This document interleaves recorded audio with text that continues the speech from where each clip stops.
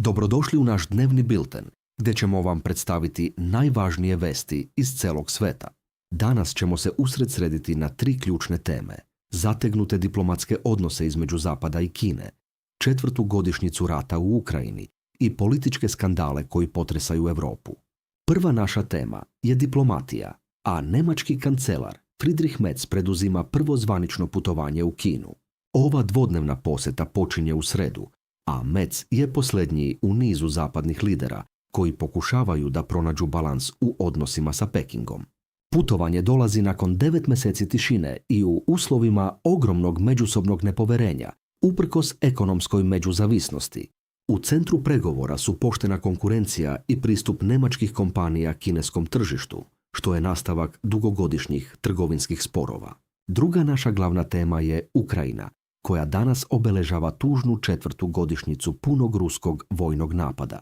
Ukrajinski predsjednik Volodimir Zelenski koristi ovaj trenutak da ponovi svoj kontroverzni zahtev za konkretan datum pridruživanja Europskoj uniji, 1. januar 2027. godine.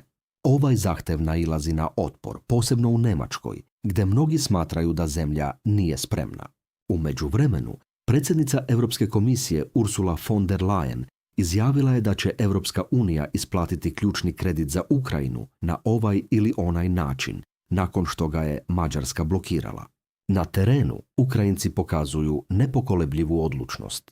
Direktor Amnesty Internationala u Ukrajini izjavio je da su ljudi spremni da se bore koliko god bude potrebno. Dok se saveznici bore da održe podršku, pitanje da li je ovo već europski rat ostaje otvoreno. Da bismo razumeli zašto ovaj rat traje, moramo se osvrnuti unazad. Rusija nije uključila rat iznenada 2022. godine. Sukob je počeo aneksijom Krima 2014. godine, nakon čega je usledio rat u Donbasu. Zapadne sankcije i diplomatski napori nisu uspjeli da zaustave eskalaciju, što je dovelo do punog vojnog napada. Sada, nakon 4 godine, cena je ogromna. Izveštaj procenjuje potrebe za obnovu na skoro $600 milijardi. Treća naša tema vodi nas u sferu političkih skandala, počevši sa novim američkim ambasadorom u Francuskoj Charlesom Kushnerom. Kushner, bivši osuđenik i zet Donalda Trumpa, nalazi se u centru diplomatskog razdora nakon komentara protumačenih kao mešanje u unutrašnja pitanja Francuske. Kao odgovor, on je pozvao francuskog ministra spoljnih poslova i obećao da se neće mešati u poslove zemlje domaćina. Ovaj incident je deo šireg obrasca u kojem američki ambasadori koje je postavio Trump izazivaju tenzije u Europi, kao što se desilo i u Belgiji.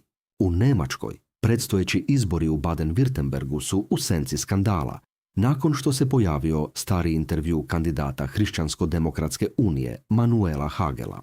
U njemu on opisuje učenicu na način koji je osuđen kao seksistički, što je on sam priznao kao glupost. U televizijskoj debati Hagel i njegov protivnik iz stranke Zelenih, Cem Özdemir, oštro su se distancirali od krajnje desne alternativne za Njemačku. U Velikoj Britaniji pritisak u vezi sa slučajem Epstein primorao je vladu da pristane na objavljivanje arhiva povezanih sa bivšim princem Andrewom. Ovo dolazi nakon hapšenja Andrewa i bivšeg ministra Petera Mandelsona, što pokazuje trajne posljedice skandala. Hvala vam što ste gledali naš dnevni bilten. Prijatan dan!